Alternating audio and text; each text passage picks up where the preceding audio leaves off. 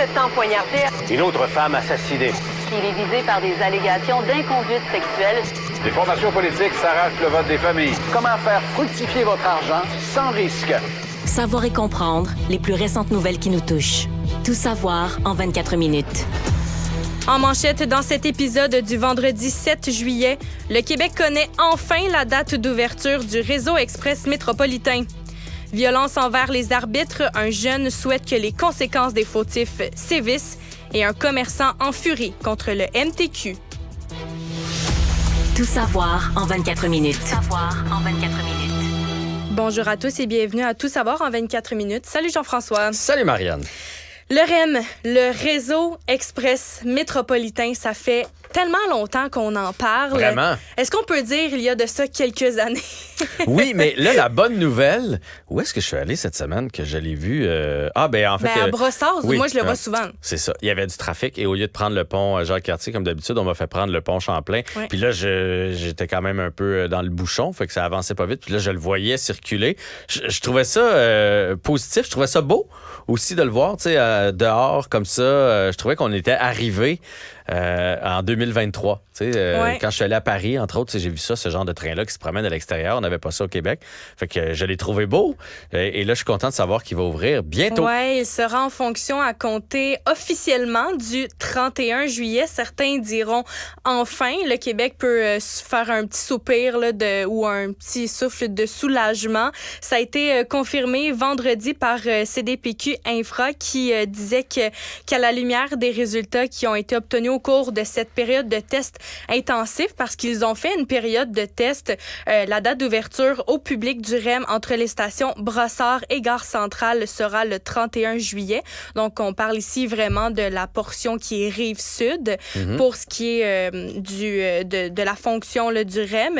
Donc, c'est les tests, là, c'est vraiment une marche à blanc là, qui se fait. C'est un exercice qui a notamment été lancé à la fin du mois de juin. Ça consiste à exploiter le système à sa fréquence et aussi à sa vitesse normale, sans aucun usager, vraiment une période test. Eh bien, les tests vont se poursuivre au cours des prochains jours, voire même des prochaines semaines. Et il y a un préavis de 30 à 45 jours là, qui avait été donné le 26 juin aux sociétés de transport en vue d'une mise en service. Et d'ailleurs, par rapport au réseau de transport, là, les réseaux le RTL, le réseau de transport de Longueuil, d'Exo et le réseau de la Société de transport de Montréal, la STM, vont pouvoir se mettre en branle dès le 31 juillet parce que les trois sociétés de transport avaient annoncé ces derniers mois qu'elles allaient entamer une refonte majeure des réseaux pour se préparer justement à l'arrivée du REM, notamment avec des lignes plus locales. Ils vont également bonifier des stations. Il va y avoir des nouveaux trajets qui vont voir le jour également pour mieux desservir les usagers. Donc, on a quand même plusieurs mouvements qui s'en viennent du côté du transport en commun ici à Montréal et également sur la Rive-Sud. Puis, c'est quand même... toi, j'imagine que tu trouves ça un peu positif là, d'utiliser du transport en commun. Mais je trouve ça super positif. Puis, tu sais, bon, j'habite pas loin de là et j'ai vu le quartier Solar qui est quand on rentre à Montréal, qui est à droite de l'autoroute 10 et le 10-30 qui est à gauche. À quel point, depuis quelques semaines, mois, années, on a vu de la population là-bas. Là. Il y a des édifices à logement. Là. C'est fou. Et ces gens-là se sont en allés là. À Brossard, il y en a de plus en plus. Là, ouais. Beaucoup parce qu'il va y avoir le REM. Fait que ça fait longtemps là, que je vois la gare qui s'est faite, puis les wagons, tout ça. Fait que oui, je trouve ça super positif. Puis évidemment, avec tout ce qui se passe sur la planète, on peut juste espérer qu'on s'en va vers plus de bons moyens de transport. Puis tu sais, celui-là va éventuellement traverser. On va pouvoir se rendre un peu partout avec le REM, partout sur l'île. Parce que moi, ma blonde a toujours voyagé en train de banlieue. Mais le problème du train de banlieue, c'est qu'il t'amène de la Rive-Sud. Puis si tu travailles proche du train de banlieue, super. Mais sinon, après ça, il faut que tu prennes soit l'autobus, soit le métro. Ils sont pas fréquents, les trains non plus. Non, les horaires des trains, c'est pas comme les horaires d'autobus ou de métro, là, se font quand même assez très rares. Puis avec le REM, là, ça va être... On parle qu'on peut avoir accès de la Rive-Sud au centre-ville de Montréal en moins de 18 minutes depuis Brossard. Les services, ça va être aux 2 minutes 30 en heure de pointe. Puis ça va être aux 5 minutes pendant la journée. Donc, ça va quand quand même être fréquent C'est là, d'avoir fréquent, des trains. Ouais, donc, c'est le premier tronçon là, à être en place, c'est celui de la Rive-Sud. Et après le premier tronçon, on doit quand même dire là, qu'il devait, à l'origine, être inauguré à la fin de 2021. On ne connaît pas encore le coût total du projet. Lui va être dévoilé après le lancement seulement, mais on devrait dépasser environ les 7 milliards de dollars là, qui ont été annoncés jusqu'ici.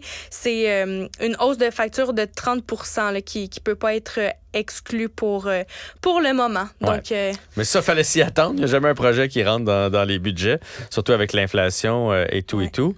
Mais tu sais, c'est un leg qu'on va faire pour les générations à venir. Là. Je sais que c'est beaucoup de sous, puis que la province n'est pas nécessairement riche présentement, mais c'est un leg. Puis le positif dans tout ça, c'est ils visaient la fin juillet, puis sont capables d'y arriver. Ça veut dire que présentement, les tests se déroulent bien. elles portent leurs fruits. C'est ce qu'on comprend. Puis honnêtement, moi, je vais aller l'essayer. À un moment donné, là, même si je pourrais venir travailler en auto, je vais quand même prendre le REM juste pour Puis dans la carte tenter. puce, la carte puce, le mode tout mode, tout dépend des zones que vous avez. Là, A, Montréal, B, l'agglomération de Longueuil, Laval, C, D. Vous avez le forfait du REM dans votre carte puce, okay. Donc vous avez droit, tout dépend. C'est sûr, si vous êtes juste à Montréal, vous n'avez pas nécessairement droit à traverser vers la Rive-Sud, mais si vous avez zone AB, ABC ou ABCD, là, vous allez pouvoir prendre le REM, c'est inclus. Mais dans là, le il va y forfait. avoir des billets uniques aussi, parce que moi, j'ai pas de carte aux puces. Là. Non, exact. Puis il va y avoir des communications là, éventuellement dans les prochains jours pour que les gens puissent se renseigner sur les façons de prendre ce dit REM et aussi de connaître les tarifs du REM pour pouvoir l'utiliser et ainsi traverser du côté de la métropolitaine plus facilement et plus rapidement également. Très bonne nouvelle. Un travailleur est en furie contre le MTQ, le ministère des Transports du Québec. C'est un vendeur de piscine de Lanaudière qui est en colère parce que l'accès à son commerce a été bloqué, et ce, au pire moment de l'année, par des travaux qui ont été mis en place par le MTQ ces dernières semaines. On parle ici de Luc Pelletier, qui est propriétaire de piscine et spa Jaco à Sainte-Julienne, qui estime avoir perdu un bon 150 000 $ de vente de piscine et de produits. Ouais, surtout les produits en début d'année, là. Parce qu'on peut acheter une piscine, mais après, ça prend du chlore, ça prend du sel, peu importe qu'est-ce que vous mettez dans votre piscine. Il y a personne qui part sa piscine puis qui a pas un problème. Mais s'il y a un tuyau... As-tu une expérience récente? Ça fait 20 ans que j'ai des piscines, puis il n'y a pas une année où il n'y a t'as pas de problème. Ne serait-ce qu'un petit gasket, un washer qui fuit, il y a toujours quelque chose. Ton eau est brouillée, tu as besoin d'un produit, tu vas aller la faire analyser. Donc, en début d'année, eux autres, si tu leur bloques leur cours, c'est sûr que c'est des pertes énormes. Ben oui, puis là, en ce moment, avec la vague de chaleur des 40 degrés Celsius, j'ai vu quelqu'un là, récemment qui me disait qu'il avait... la piscine était montée jusqu'à 86 sans chauffe-eau. Là, donc, l'eau est quand même confortable de ce qu'on dit. Et plusieurs personnes veulent en profiter de cette piscine-là, mais pour qu'elle soit fonctionnelle, doivent avoir accès à des services. Et justement, c'est ce que M. Pelletier disait. Là, c'est tellement compliqué de venir à leur boutique pour venir soit à faire affaire avec une personne qui travaille là ou encore demander de leur service. Et les clients, eux, ils se cassaient pas vraiment la tête. Là. Ils allaient chez le compétiteur qui était de l'autre côté de la rue, un peu plus haut, à environ 300 mètres, là où il n'y avait pas de travaux. Donc, c'est pour ça qu'il estime avoir perdu un bon 150 000 $. Puis on peut écouter d'ailleurs M. Pelletier, là, je rappelle, qui est propriétaire de piscine et spa Jaco à Sainte-Julienne. Dans notre cas, à nous, c'est énorme parce que déjà là, on est victime de la température. On peut pas être victime d'un MTQ en plus. On a des responsabilités à faire. On a des contrats, on a des factures à payer quand on achète notre matériel, mais on a des projections, on a des plans d'action et ces choses-là. Puis là, il t'arrive un moment comme ça, mais c'est dur pour une entreprise familiale. C'est extrêmement dur, là. À l'entrepôt, on est plein de stock, là. Ben, j'en doute pas. Parce que, tu sais, ces gens-là font pas d'argent en décembre, en janvier, en février. Oui, c'est saisonnier comme emploi. C'est là que ça paye, c'est là que ça compte. Puis surtout, s'il y a un compétiteur à 300 mets. Mettons, moi, là, j'ai une piscine au sel. Quand mon petit voyant lumineux me dit que j'ai besoin de sel, j'ai pas besoin de passer midi à 14 heures, de voir un...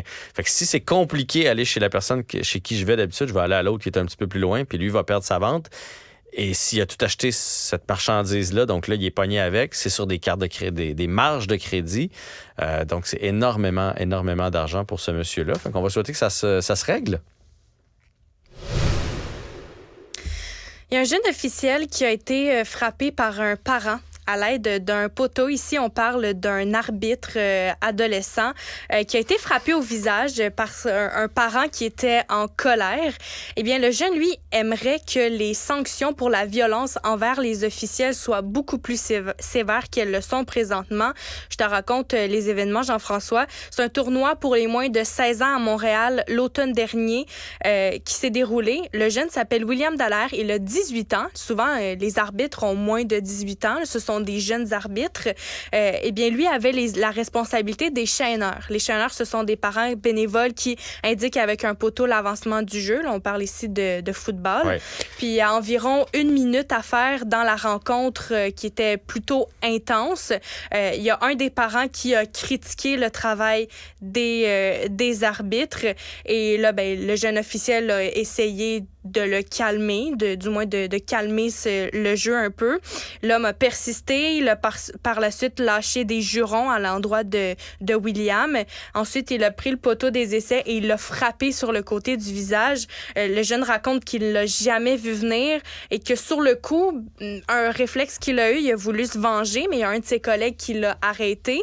Puis, à la fin de la partie, il raconte s'être effondré, qu'il avait mal, que sa joue était rouge, qu'il avait pleuré. Je dois mentionner que le parent a été suspendu immédiatement par Football Québec. Il n'y a pas de séquelles. La scène n'a pas été filmée, contrairement à ce qu'on peut voir des fois. Là, souvent, on voit des vidéos circuler sur les réseaux sociaux avec des incidents de ce genre.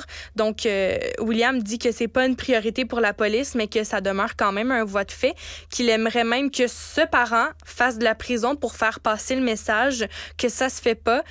Sinon, être au moins suspendu de tous événements sportifs pour au moins 10 ans jusqu'à ce que son enfant ait fini de jouer au football. Ça serait selon lui une conséquence acceptable pour le geste qu'il a posé là, envers cette jeune officielle qui a, je rappelle, 18 ans. Oui, plus de peur que de mal. Ça, c'est la bonne nouvelle. Mais bon, on sent qu'on est intense dans le sport au Québec. Puis, je ne dirais pas que je suis content que ça arrive dans un autre sport que le hockey, parce que souvent, c'est le hockey qui est visé. Ouais. Mais là, c'est au football. Je lisais dans l'article que c'est le pire sport à arbitrer, c'est le baseball.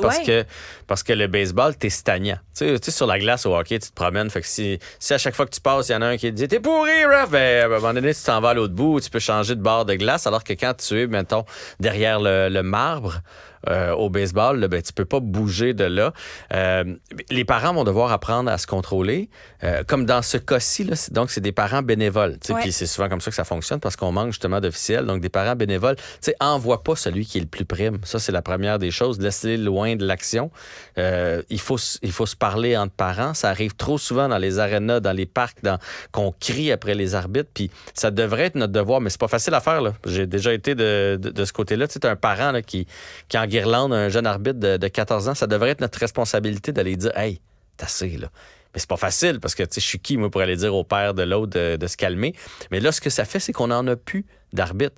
Tu sais, mon jeune m'aurait dit « Je vais aller arbitrer. » J'aurais fait « il y a plein d'autres jobs que tu peux faire présentement. Tu es certain que tu veux te lancer là-dedans. Et pourtant, c'est de bons emplois qui demandent beaucoup de maturité, qui sont à l'extérieur ou encore quand tu es sur la glace qui sont bons pour ton cardio. Tout ça, ça garde en forme. Tu sais, c'est des emplois qui devraient être agréables, mais à cause des parents, ça devient l'inverse. Et il y a tellement de cas à chaque année qui font l'actualité. Et il y en arrive encore. Moi, c'est ça qui me fait capoter. Tu sais, il n'y a pas de plus belle prévention que toutes ces histoires-là qui font les nouvelles. Mais malgré tout, il continue d'arriver des comportements douteux dans les estrades. Oui, puis on dit que c'est pour être officiel, ça prend quand même un bon caractère pour endurer justement le comportement des parents. Il faut être fait fort. Puis on raconte qu'un officiel qui a 14-15 ans, qui a du potentiel, mais s'il n'a pas le caractère pour endurer ça, ben il va tout simplement quitter. Donc, quel message est-ce que ça envoie à ceux qui veulent être arbitres? Eh bien, quel message ça envoie à son fils, à lui, là? S'il était là, papa bénévole, là, à traîner les chaînes, là, c'est parce qu'il y a un petit garçon sur le terrain ou il y a un garçon, là, on parle de 16 ans. Mais je veux dire, tu veux pas que ton enfant te voie pogner nerf après un arbitre? c'est pas le message, c'est pas la figure parentale que tu veux être dans la vie, là. Bref. Encore des mauvaises surprises dans le bulletin d'un élève du secondaire. Ici, on parle de l'histoire de William Desaulniers, 16 ans, qui a obtenu une note école de 73% en mathématiques.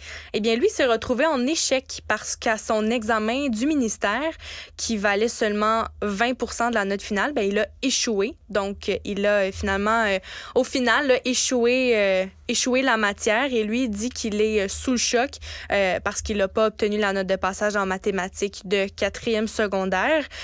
Sa note a été abaissée de plus de 20 points de pourcentage, si bien que la note finale de 55% apparaît maintenant sur son relevé de notes du ministère. Je rappelle que sa note à la base était de 73% et l'examen du ministère valait 20% et il a quand même échoué là, finalement dans cette situation-là. Donc, il a une mention d'échec là, en dessous de la matière de mathématiques dans son bulletin pour cette année, pour son 4e secondaire. Alors, lui, ce qu'il dit, c'est que dans le fond, je me suis forcé toute l'année. Toute l'année, j'ai réussi à maintenir une moyenne de 73%. Et dans les 2 dernières semaines, dans le fond, là, tous ces jouets-là, on n'a pas la note de son examen final, mais pour descendre comme ça, il doit s'être planté solide, par exemple. Parce que on l'a eu dans un autre segment ici à Cube Radio, dans l'émission d'Alexandre Dubé, puis il disait qu'il avait une 30% là, pour son examen, mais il disait que c'était pas une bonne journée pour lui, là, comme quoi c'était pas une journée qui était apte à faire l'examen. Il l'a quand même fait. Il savait qu'il n'avait pas passé l'examen, mais bon, c'est la note de 55% qui lui a été... Je suis mitigé dans cette histoire-là. Ah parce ouais, que dans un sens, je comprends son point à lui de dire j'ai travaillé toute l'année, j'avais les notes et tout s'est joué sur un seul test. En même temps, le test de fin de l'année, c'est une revue de tout ce que tu as vu dans ton année pour voir si tu as compris. Puis là, il y a 30. Il l'a pas compris, là, le test. Fait que je suis un peu... je sais pas si on pourrait pas trouver une solution pour y faire passer le test, si c'était une mauvaise journée. Mais il a droit à une reprise, là. OK, il va avoir droit à une reprise? Ouais. Donc, il pourra se reprendre là et essayer de monter sa note. Mais je comprends son point. Mais je comprends le point aussi que si dans ta revue de l'année, tu n'es pas capable de le passer, ça veut dire que tu n'as pas maîtrisé la matière. Puis selon ce que le ministère explique, c'est que la note de William a été abaissée en vertu d'un traitement statistique qui est effectué par le ministère qui vise à rendre l'évaluation équitable pour tous les élèves. C'est un processus qui vise à éviter des notes bonbons ou des évaluations trop sévères. Puis la modération des notes, ça existe quand même depuis 1974, mais ça fait pas l'unanimité parce qu'elle est vraiment remise en question, là, justement, avec des cas comme celui de William. Puis William n'est pas le seul à s'être retrouvé dans cette situation-là cette année. Il y a plusieurs témoignages semblables là, qui circulent sur les réseaux sociaux. Puis je me mets dans la situation de William, puis mettons de ses parents. Je serais en beau fusil, moi aussi. Là. Tu fais, hey, il y avait 73 avant ce test-là. Là. Fait que il y en a manqué un, il a juste manqué le mauvais. S'il avait manqué un test plus tôt dans l'année, ça aurait fonctionné. Mais je comprends aussi de l'autre côté que la revue de l'année, on veut qu'on ait un minimum de notes. Parce que s'il y avait eu 50, mettons, William, il aurait passé en bout de ligne. C'est un dossier qui est pas évident. Non, puis on va continuer dans l'aspect scolarité. Là, on vient de terminer l'école. Ensuite, on s'en va vers... on passe à l'été, puis ça va être la rentrée à l'automne. Ben, la demande pour des fournitures scolaires, elle, a doublé. Tellement qu'il y a des parents qui sont pris à la gorge. Il y a des organismes et des bénévoles qui craignent même qu'il y a des enfants qui n'aient pas de sac à dos ou encore de fournitures scolaires à la rentrée prochaine parce que ça a vraiment doublé là, par rapport à l'an dernier. On peut écouter un extrait de Francine Laplante qui est une bénévole là, de 55 ans qui, elle, a l'habitude de recueillir des sous pour acheter des sacs à dos remplis d'effets scolaires pour les enfants démunis. On parle à peu près là, d'une augmentation de entre 15 et 18 Si on ajoute à ça, là, parce que les gens on pense pas, là, mais ajouter à ça les taxes, là, qui est à 15 points, les 2 taxes combinées, fait que ça fait 34% des sous qu'on donne qui vont pas pour un achat. Comprenez-vous ce que je veux dire? C'est pas un achat de l'année passée ou quelque chose. Ce qui fait que puis c'est de plus en plus difficile à amasser des sous. Moi, je suis toute seule là. Donc, j'ai pas... moi, il faut que j'aille des amis. J'ai la campagne Tim Hortons. J'ai deux ou trois fondations qui me donnent un peu de sous. Sinon, je quête mes amis, puis je quête les gens alentour de moi. Puis, et cette année, j'ai essayé un nouveau concept. Et je dis vraiment essayer entre guillemets. C'est afin de répondre le plus, d'en donner le plus possible. J'essaie de récupérer des sacs à dos qui ont déjà eu une vie. Donc, j'essaie de voir ce que je vais recevoir, si je peux les récupérer et les offrir aux jeunes. Je vais voir ce que ça va donner, mais moi, j'aime beaucoup offrir quelque chose de neuf pour que, vous savez, l'enfant parte à l'école solide, là, puis qu'il se dise, hey, moi, je suis comme les autres, là. Puis, tu sais, mes crayons, ils sentent bon, là, puis mes crayons sont neufs, puis mes Prismacolor, qu'est-ce qu'on a? Il n'y a pas un enfant au monde qui n'aime pas une boîte de Prismacolor neuf. Elle a tellement raison. C'est tellement motivant de commencer son année scolaire avec du beau matériel. Reste qu'on a tous des sacs à dos à la maison qui sont pas toujours très utilisés. Fait que de faire une grande collecte de ça, comme on fait pour les manteaux d'hiver, par exemple. Ouais. Ou pour juste en changement de saison, quand on fait le tour de notre garde-robe, on se dit, hey, j'ai passé l'hiver, j'ai pas porté ça. Faire un gros sac, là, ça se va de plus en plus, mais on pense pas nécessairement aux fournitures scolaires. Donc oui, ça serait quelque chose à penser peut-être pour cette année. Trottinette électrique, on en a parlé avec la légalisation là, qui va entrer en vigueur à partir de la mi-juillet. Là, on a appris dans les résultats d'une récente recherche des hôpitaux de Paris que les accidents de trottinettes électriques peuvent causer des traumatismes aussi sévères que ceux qui impliquent des motos ou des vélos. Tu te rappelles, Jean-François, tu parlais là, de l'aspect sur une trottinette. Je me sens moins à l'aise que sur t'as les deux pieds sur une planche. Tantôt, là, j'ai parlé avec la dame de Cyclo-Québec, puis c'est ce qu'elle disait. Mettons qu'il t'arrive un accident à vélo, le premier réflexe, c'est de mettre ton pied à terre. À trottinette, là, t'es très, très, très vulnérable. Moi, j'ai vraiment l'impression qu'on va regretter cette décision-là, mais qu'il va y avoir des contre-coups dans les prochaines semaines. Puis je souhaite pas d'accident, là, mais que ça me fait peur. On peut écouter d'ailleurs un extrait de Magali Bebron, directrice des programmes chez Vélo-Québec. Plus on est gros, plus on est rapide, plus on est dangereux pour les autres, plus on a une obligation, pas seulement morale, mais un devoir en fait de précaution supplémentaire envers les usagers vulnérables. Puis ça fait en sorte que nous, on dit aux cyclistes, vous devez absolument céder la priorité aux piétons, leur laisser l'espace vital, ne pas les frôler, vous arrêtez au passage piéton, vous arrêtez au débarcadère d'autobus. Et puis après, on remonte la hiérarchie ou la pyramide, comme vous l'avez très bien dit, et on s'attend aussi que les conducteurs d'auto aient cette prudence-là envers les cyclistes et tous les autres. Et puis, ça s'applique aussi aux conducteurs de camions lourds qui, eux, ont un devoir de prudence envers tout le monde. Le Monde. C'est une histoire qui s'est passée à Houston, au Texas. C'est un jeune homme qui a été retrouvé vivant après 8 ans parce qu'il était porté disparu. Mais en réalité, il n'aurait jamais vraiment été disparu selon la police. En 2015, c'est le 6 mars 2015 que Rudy Farias a officiellement été vu pour la dernière fois, selon le Registre national des personnes disparues.